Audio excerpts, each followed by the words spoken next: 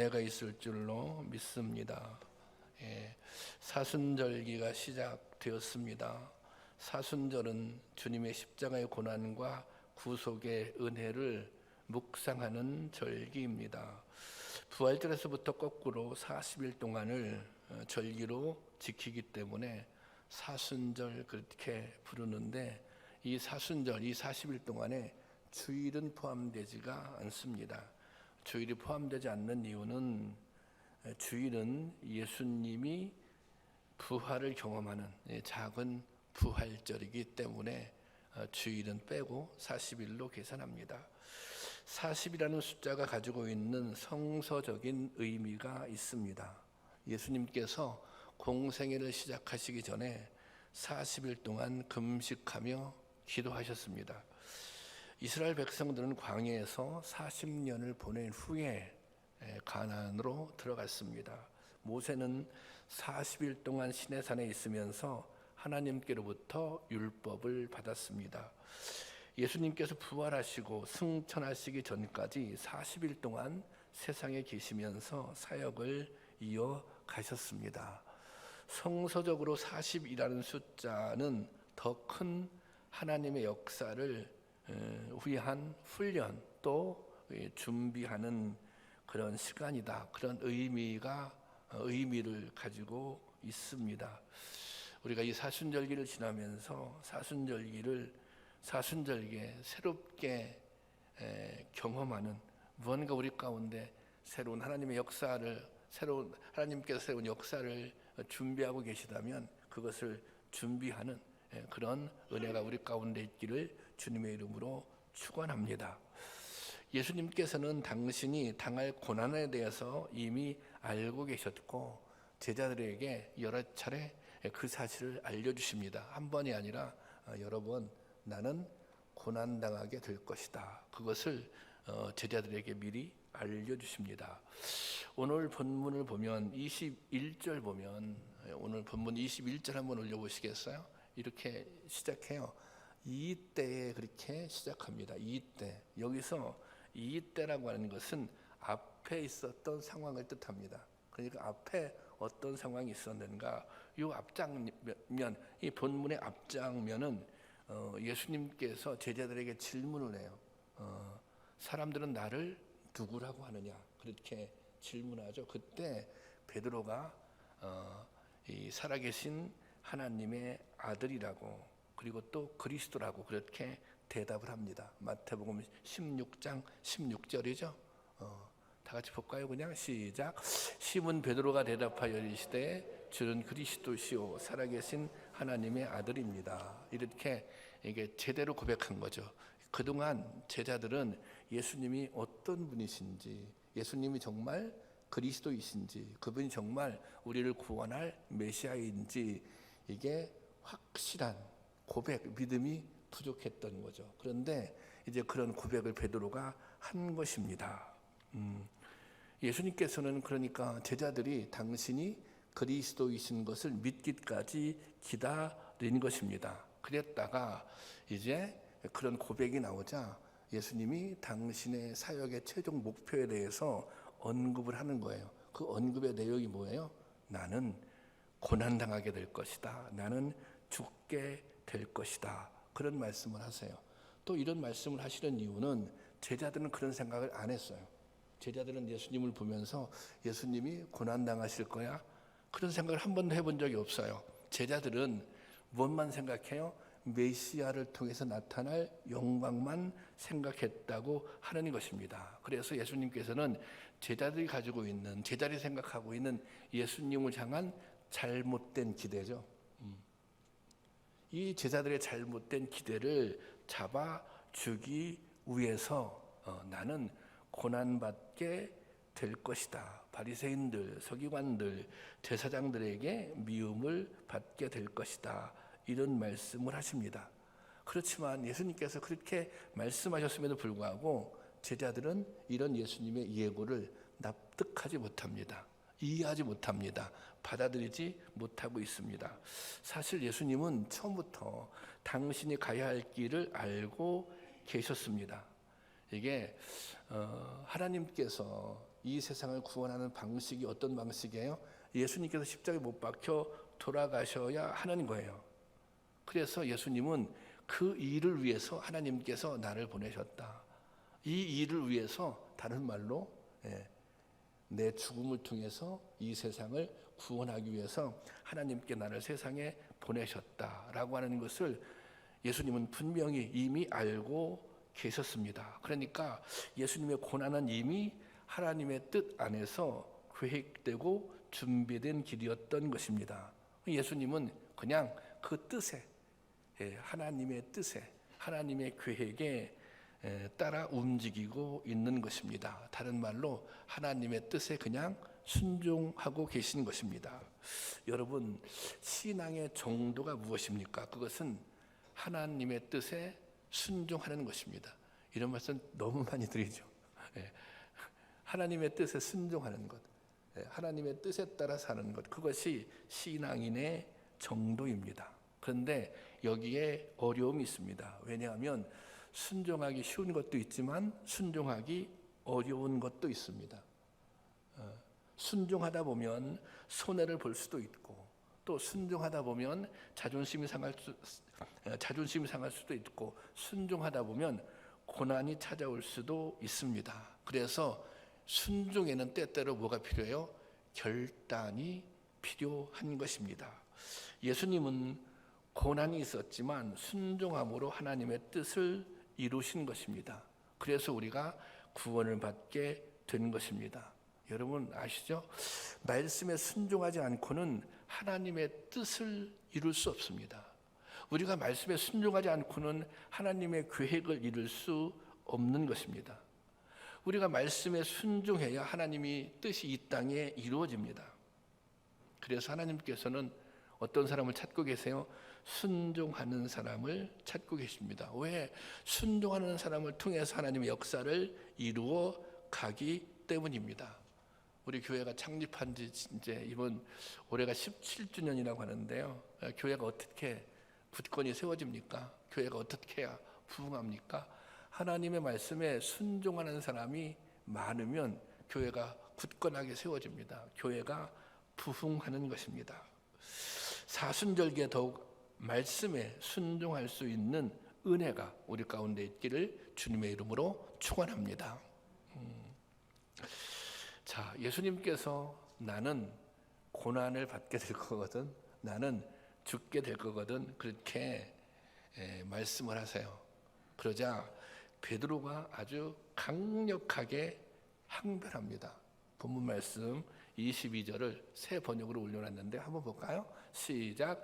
이에 베드로가 예수를 따로 붙잡고 주님 안 됩니다, 절대로 이런 일이 주님께 일어나서는 안 됩니다 하고 말하면서 예수께 대들었다. 이게 새 번역인데요. 이 새 번역을 보면서 제가 굉장히 이렇게 주목이 가는, 눈길이 가는 대목이 뭐예요?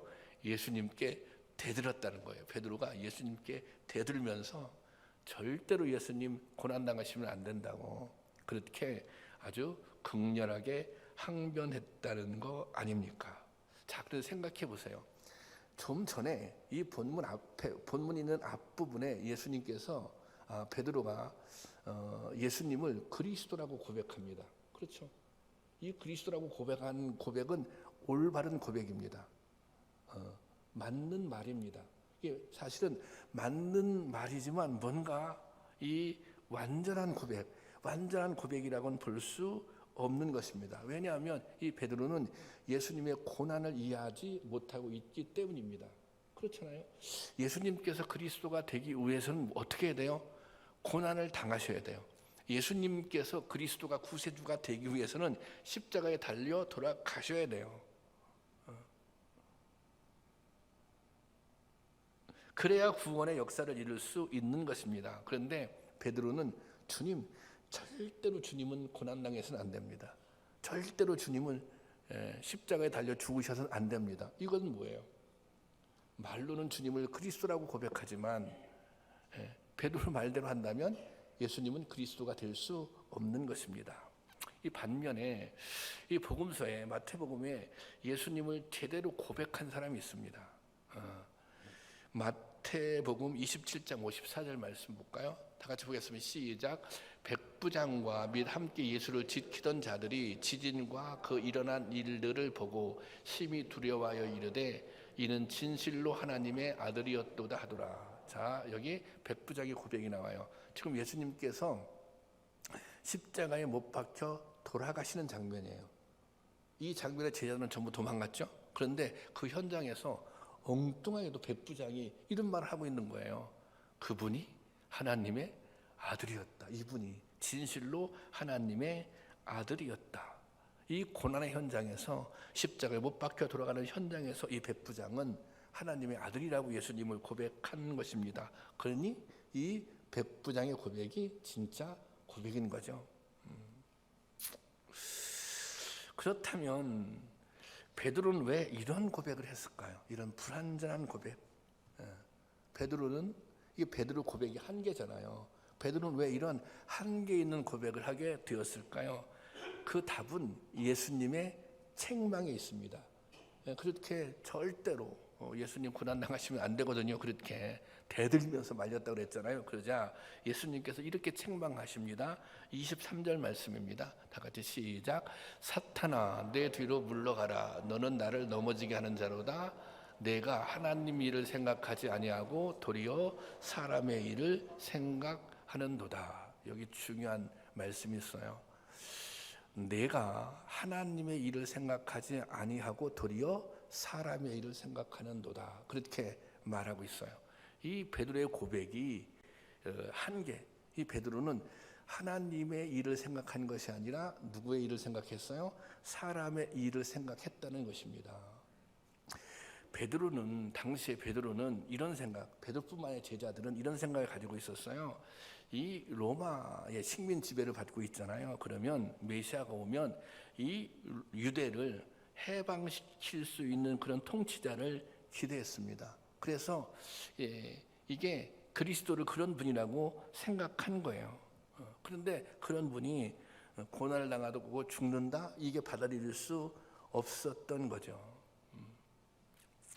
이 하나님의 일이라고 하는 것은 무엇입니까? 하나님의 일이란 예수님께서 사람을 구원하기 위해 십자가를 지고 고난을 당하는 것, 그것이 하나님의 일입니다. 근데 사람의 일은 뭐예요? 사람의 일, 이것은 베드로의 기대죠. 고난과 죽음을 포기하고 예수님께서 예루살렘의 왕이 되어서 편안하게 제자들과 함께 편안하게 지내는 것입니다. 베드로는 후자를 선택하라고 하는 것입니다. 다시 말하자면 뭐예요? 하나님의 일이 아니라 사람의 일을 선택하라는 것입니다. 고난을 피하고 사람의 욕심을 채우는 길을 선택하라고 지금 요청하고 있는 것입니다. 그런데 예수님께서 뭐라고 말씀하세요? 사탄이라고 말씀하시잖아요.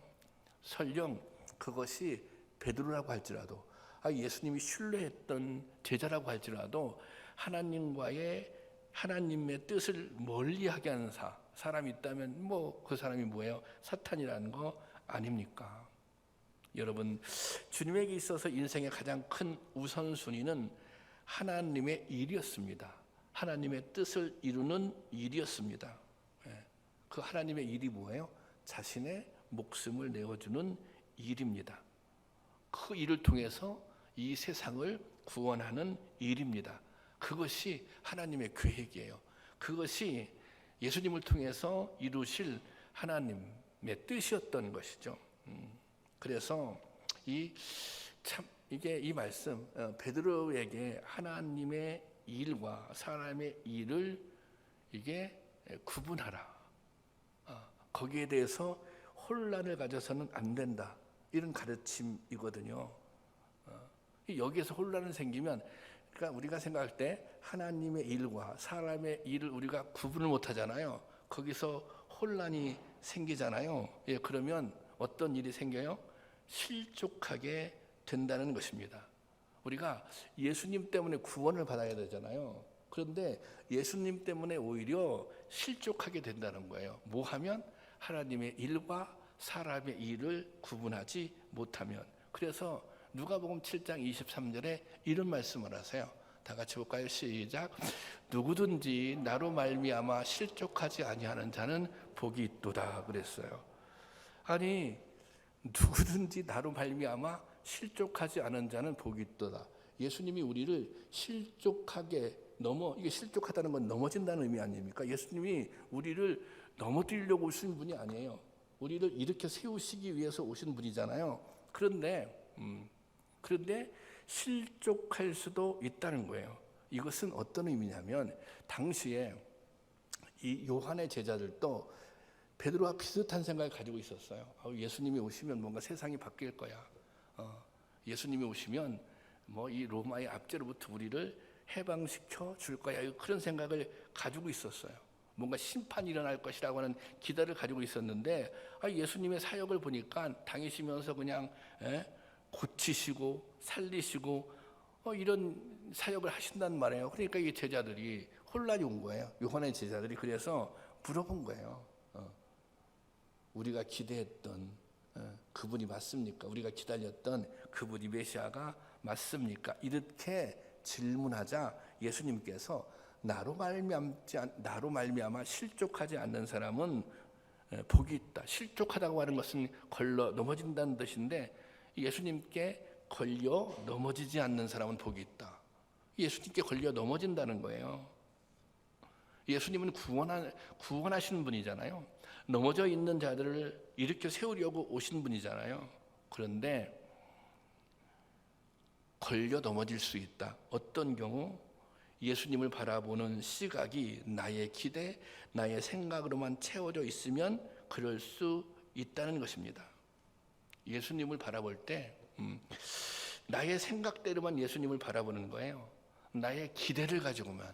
베드로처럼, 요한의 제자처럼 이분은 세상을 해방시킬 우리를 이 세상의 왕이 되실 분이야. 심지어는 세상의 왕이 돼서 우리를 높은 자리에 앉으실 분이야.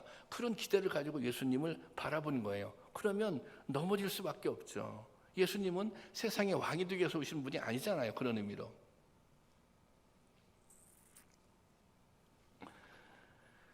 이 사람의 생각으로만 예수님을 바라보면 넘어져요. 그리고 그게 어떤 의미가, 그게 어떤 거예요? 사람의 일을 먼저 생각하게 되는 거예요. 나의 기대로만 예수님을 바라보기 시작하면 뭘 먼저 생각해야 돼요? 사람의 일을 먼저 생각하게 되는 것입니다. 우리는 교회 안에서 신앙생활 하면서 시험 들었다 이런 말을 하기도 하고 저도 많이 듣습니다. 시험 들었다는 말을 다른 말로 하면 실족했다, 넘어졌다, 낙심했다는 것입니다. 그런데 우리는 무엇 때문에 시험에 들고 무엇 때문에 낙심을 합니까?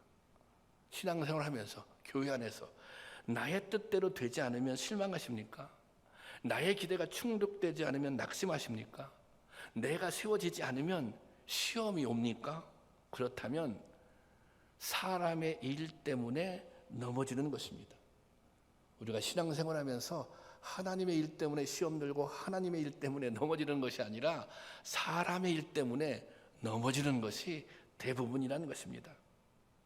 여러분, 인간적인 욕망과 기대를 세우는 것, 그래서 믿고 싶은 대로 믿는 것은 참된 믿음이 아닙니다. 인간적인 일로 하나님의 일을 그르치지 마시기 바랍니다. 항상 하나님의 일을 먼저 생각하고 또 하나님의 일을 우선적으로 생각할 수 있는 저와 여러분이 될 수 있기를 바랍니다. 이 사순절 기간에 나는 어떤 일을 먼저 생각하나, 사람의 일을 먼저 생각하나, 하나님의 일을 먼저 생각하나 한번 깊이 있게 묵상해 볼 수 있기를 주님의 이름으로 권면합니다. 자, 이제 예수님께서 오늘 본문 말씀에 보면 이런 말씀하시잖아요. 죽게 되리라 그렇게 말씀하십니다. 나는 내가 죽게 될 거야 앞으로. 그런데 예수님께서 이 겟세마네 동산으로 가실 때 제자들에게 이렇게 말씀하세요. 일어나 함께 가자. 마태복음 26장 46절 다 같이 보겠습니다. 시작. 일어나 함께 가자. 보라 나를 파는 자 가까이 왔느니라. 자, 지금 일어나 함께 하자. 보라, 나를 파는 자가 가까이 왔느냐. 이 말은 뭐냐면 지금 고난의 시간이 점차 다가오고 있는데 제자들과 함께 가자고 요청하고 있는 것입니다. 이것은 어떤 의미로 제자들을 고난의 자리로 부르시는 말씀입니다. 내가 지금 고난 당하러 가. 내가 지금 죽으러 가. 근데 그 자리에 함께 같이 가자. 이런 의미의 말씀입니다. 또 예수님께서 오늘 본문에서 이렇게 말씀하시잖아요. 24절 말씀. 다 같이 시작. 나를 따라오려거든 자기를 부인하고 자기 십자가를 지고 나를 따를 것이니라. 참 이게 어려운 말씀입니다. 나를 따라오려거든. 아니 말씀을 이해하는 게 어려운 것이 아니라 이게 참 그렇게 하는 게 어려운 거죠. 나를 따라오려거든 자기를 부인하고. 자기를 부인한다고 하는 건 뭐예요? 그것은 자기의 본성이 요구하는 것을 포기하는 것입니다. 본성, 내가 가지고 있는 본성, 인간이 가지고 있는 본성. 인간이 가지고 있는 본성이 무엇입니까? 그것이 욕망입니다. 이 욕망은 자신의 욕심을 채우고자 하는 마음입니다. 부, 명예, 권력, 이 모든 것이 다 사실은 욕망으로부터 나옵니다.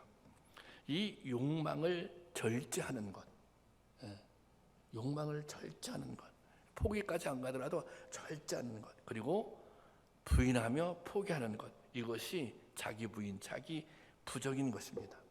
이게 자기를 이렇게 부인할 수 있어야 그때 뭐가 보여요? 하나님의 일이 제대로 보이기 시작하는 것입니다. 자기를 부인할 수 있어야 하나님의 뜻이 제대로 보이기 시작하는 거예요. 이 자기 부인이 안 되면 뭐가 먼저 보여요? 사람의 일이 먼저 보여요. 그래서 예수님께서 자기를 부인하고, 자기를 부인해야 하나님의 일이 보이기 시작하니까 자기를 부인하고 이제 십자가를 따르라고 이렇게 말씀하시죠. 근데 우리에게 이제 두 가지, 내면에 두 가지 모습이 있어요. 한 가지는 주님을 닮아가려고 하는 모습입니다. 주님을 닮아가려고 하는 마음입니다. 여러분 그런 마음 다 있잖아요. 여러분 우리가 그런 마음이 없나요? 오늘 말씀을 들으면서도 야 내가 좀 내려놔야겠다. 내가 좀 더 날 부인해야지. 이런 생각 하지 않습니까? 내가 좀 말씀대로 살아봐야지. 이런 마음이 우리 가운데 있어요.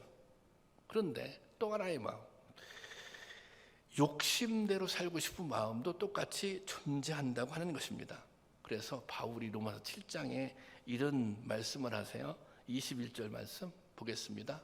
21절 말씀 시작. 그러므로 내가 한 법을 깨달았노니 곧 선을 행하기를 원하는 나에게 악이 함께 있는 것이로다. 아니 바울이 이런 고백을 해요. 바울 같은 대사도가 나에게 선을 행하기를 원하는데, 그리고 또 뭐예요? 악이 함께 있는 것을 깨달았다. 선과 악이 공존한다는 거예요.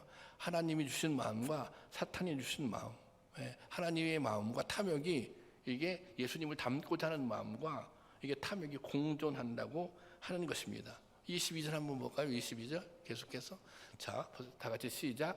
내 속사람은 하나님의 법을 즐거워하되. 그렇잖아요. 우리 하나님 법 즐거워하잖아요. 근데 다시 그 다음 절 다 같이 시작. 내 지체 속에 있어 내 마음의 법과 싸워 내 지체 속에 있는 죄의 법으로 나를 사로잡는 것을 보는도다.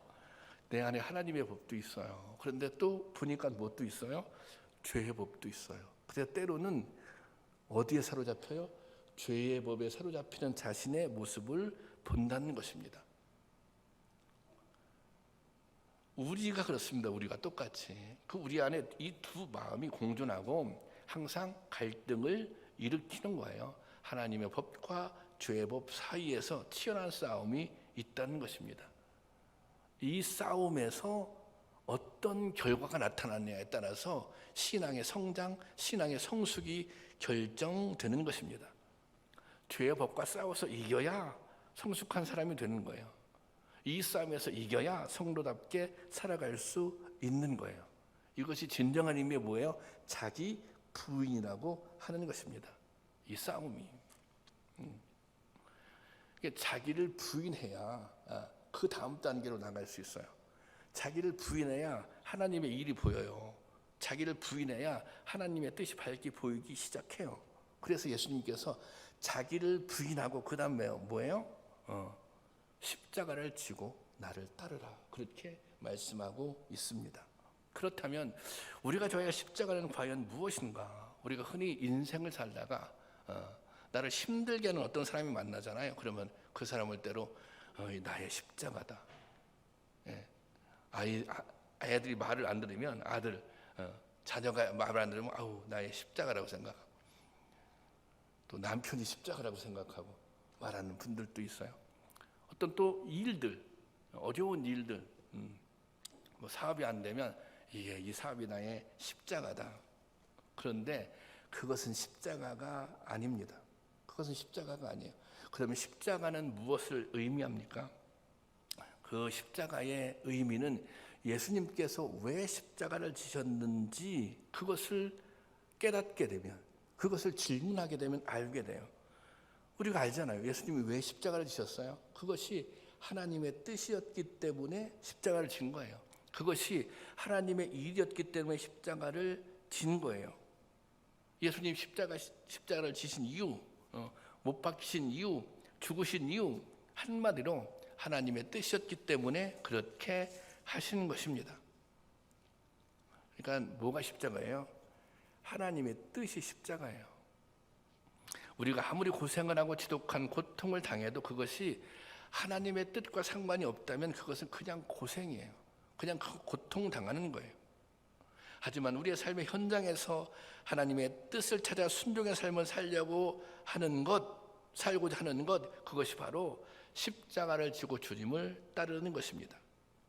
이 세상 사는 동안 하나님의 뜻을 따르기 위해 당해야 할 수고가 있다면 이것이 십자가인 것입니다.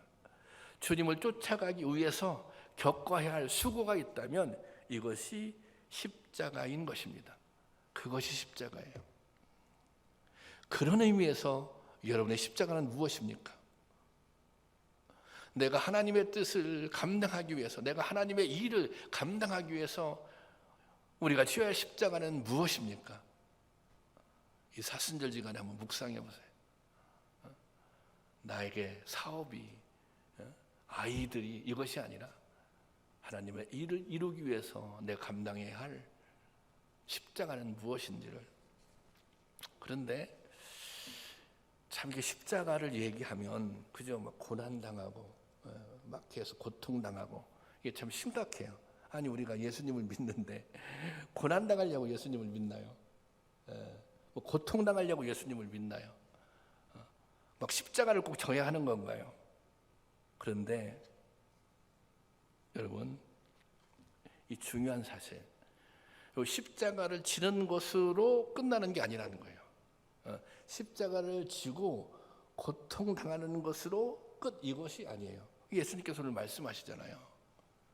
내가 죽게 될 것이지만 어떻다고요? 3일 만에 살아나리라, 그렇게 말씀하십니다. 내가 죽게 돼. 그렇지만 나 3일 만에 살아날 거야. 나 고난당하다 끝, 이게 아니에요. 고통당하다 끝, 이게 아니라 다시 3일 만에 살아날 것이다. 이것은 예수님의 십자가는 고난도 있지만 여기에 부활의 영광에 이르는 길인 것입니다. 부활은 죽음을 통해서만 얻을 수 있는 것입니다. 죽어야만 다시 살 수 있기 때문입니다. 우리 교회가 이제 17주년인데 우리 교회도 이제 교회가 처음에 설립되고 이럴 때 여러 가지 이제 힘든 일들이 많이 있었습니다. 제가 당시에 있었던 건 아니지만 우리 교회 역사를 이렇게 돌아보면 그런 힘들고 어려운 순간들이 있어요. 교회 때문에 어려움 당하신 분들 많이 있습니다. 교회 때문에 눈물 흘린 분들 많이 있어요. 그게 십자가죠. 그게 교회 때문에 교회를 세우는 일, 이게 하나님의 일이지 않습니까? 그냥 이게 그 순간에 나 몰라라 이러면 그냥 되는 거죠. 근데 그걸 나 몰라라 그러지 않고 교회가 이러면 안 되지, 성도도 이러면 안 되지, 때로는 목사님이 저렇게 하시면 안 되지, 그래서 그냥 뭐 싸우기도 하고, 예, 기도도 하고 막 이렇게 한 거 아닙니까? 그 편하게 갈 수 있었던 거예요. 편하게 가려고 하면. 그러면 그래서 끝났다. 그러면 허무하죠. 그래서 끝났어요. 예, 그래서 막 고통받다가 끝났어요. 그게 아니잖아요. 그런 과정이 있었기 때문에 그렇게 힘들었던 과정. 교회의 일을, 교회의 문제를 마치 자기 일처럼 생각하고 고민도 하고 기도도 하고 또 그것 때문에 고통도 당하고 그런 성도들이 있었기 때문에 이게 참 기쁨 교회가 세워진 것입니다.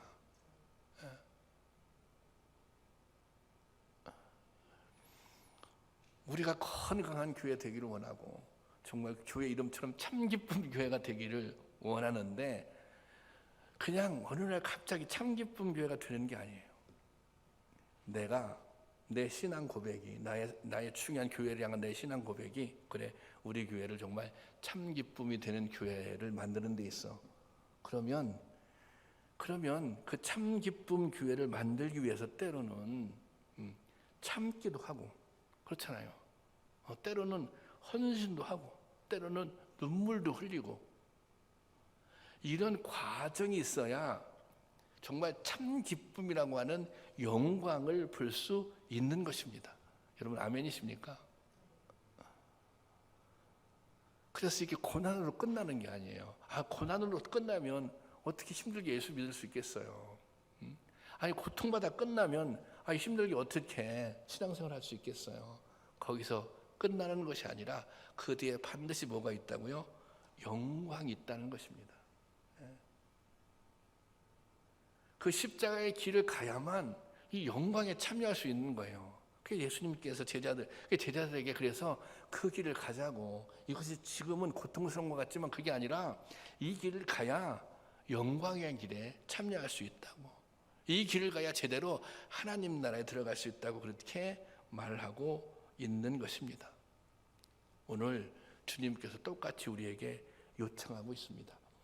뭐 제자들처럼 막 그때 대단하게 막 십자가를 지고 이것까지는 아니더라도 우리가 생각하는 여러분들이 깨닫고 생각하는 내가 적어도 하나님의 일을 위해서라면 하나님의 뜻을 위해서라면 주님의 몸된 교회를 위해서라면 여러분 답이 나오는 게 있잖아요. 내가 이 정도는 해야지. 그렇지 않습니까? 아니 내가 좀 요 정도는 이 정도는 내가 헌신해야 되지 않아? 이 정도는 희생해야 되지 않아? 때로는 우리 교회가 참 기쁨 되기 위해서 이 정도는 내가 참고 인내해야 되지 않아? 그런 게 다 보여지잖아요. 그게 멀리 있는 게 아니에요. 그렇게 깨달아지면 그래 이것이 오늘 내가 감당해야 할 십자가야. 하나님의 뜻을 이루기 위해서 내가 감당해야 할 십자가야. 그것을 감당하셔야 뭐가 되는 거예요? 정말 참 기쁨 교회가 되는 것입니다. 그것을 감당하셔야 하나님의 영광이 드러나는 것입니다.